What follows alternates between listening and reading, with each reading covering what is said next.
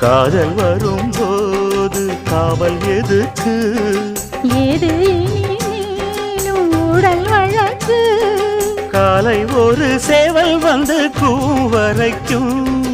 கட்டிக்கோ கட்டிக்கோ ஒட்டிக்கோ ஒட்டிக்கோ கிட்டவா கட்டழகா.